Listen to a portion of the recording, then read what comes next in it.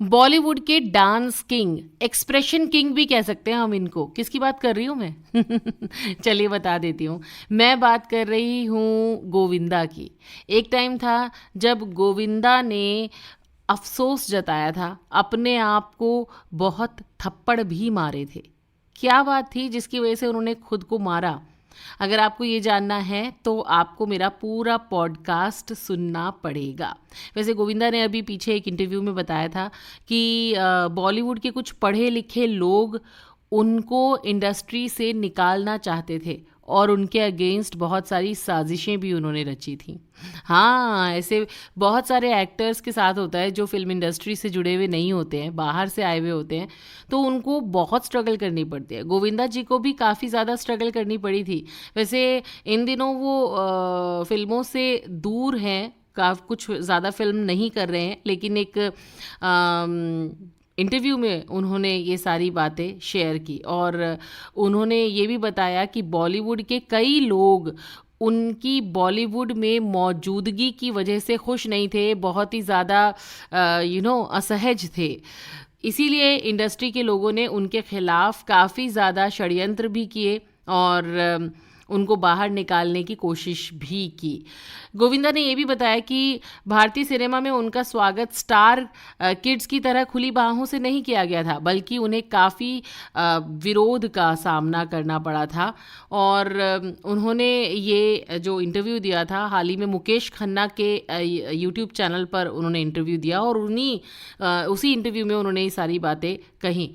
फिर आगे उन्होंने कहा कि मेरा शुरुआती दौर मानहानि का दौर था, हर तीसरा आदमी मेरी बुराई कर रहा था, कई लोग बॉलीवुड में मेरी मौजूदगी से नाखुश थे, वो किसी तरह मुझे इंडस्ट्री से निकाल फेंकना चाहते थे। सब पढ़े लिखों के बीच एक अनपढ़ आउटसाइडर के दखल से वो बहुत ज़्यादा असहज थे, इसीलिए मेरे खिलाफ चालें चलने लगे। ये सब पूरी प्लानिंग से किया जा रहा था। मैं उनका नाम नहीं ले सकता हूँ, लेकिन उनमें से कई आज आला काम सितारे हैं। मैं सिर्फ अपने काम की बदौलत इंडस्ट्री में टिका रहा, वरना साजिश तो कदम कदम पर थी। और इसी बातचीत में गोविंदा ने यह भी बताया कि उन्होंने 100 करोड़ के बजट की फिल्म भी छोड़ दी थी, जिस वजह से मतलब उन्होंने अपने आप को बहुत मारा भी। हाँ, क्योंकि ये वो दौर था जब शायद गोविंदा को उस फिल्म की बहुत ज़्यादा ज़रूरत थी। एक्चुअली में गोविंदा का कहना था कि उस फिल्म के प्लॉट से वो बहुत ज़्यादा जुड़ाव फील नहीं कर रहे थे, इसीलिए उन्होंने कुछ ऐसा किया। उन्होंने बताया कि जब मेरे बारे में लिखा जा रहा था कि मेरे पास काम नहीं है, तब मैंने 100 करोड़ के बजट की फिल्म ठुकराई। मैं उस फिल्म से जुड़ाव महसूस नहीं कर रहा था, इसीलिए इनकार कर दिया। जब घर बैठे होने की और भी खबरें पढ़ी तो अपने फैसले पर बहुत अफसोस हुआ। मैं खुद को कोसता था, इतनी बड़ी रकम ठुकराने के लिए आईने के सामने खड़े होकर खुद को थप्पड़ मारता था, गालियां देता था, क्योंकि इन पैसों से मैं अपनी जो आर्थिक स्थिति थी उसको सुधार सकता था। मैं देख रहा हूँ कि जैसी फिल्में मैंने तब ठुकरा दी थी, आज वो सुपर हिट हो रही हैं। चलिए, वैसे गोविंदा जी ने कई इंटरव्यूज़ में ये भी बताया था कि जेम्स कैमरॉन की फिल्म अवतार भी उनको ऑफर हुई थी, जिसके लिए उन्हें महज 10 दिन का शूट करना था और उनको 18 करोड़ रुपए मिलने थे, मगर वो तैयार ही नहीं हुए। ये भी किस्सा उन्होंने एक इंटरव्यू के दौरान ही सुनाया था। गोविंदा आपको कितने पसंद है और गोविंदा का वो कौन सा डांस नंबर है जो आपका फेवरेट है?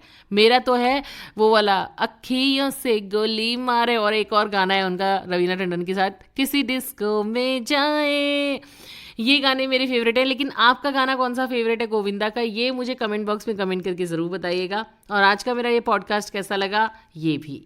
हाँ, अच्छा लगा है तो मेरे यूट्यूब चैनल को सब्सक्राइब कर लीजिए, फेसबुक के पेज को फॉलो कर लीजिए, भर भर के लाइक करिए, इस पॉडकास्ट को शेयर करिए, कमेंट करिए और अपना प्यार दीजिए। और हाँ, RJ बबीता 13 मेरा इंस्टाग्राम पेज है, वहाँ पर भी मुझे फॉलो कर लीजिएगा। अभी के लिए बाय बाय।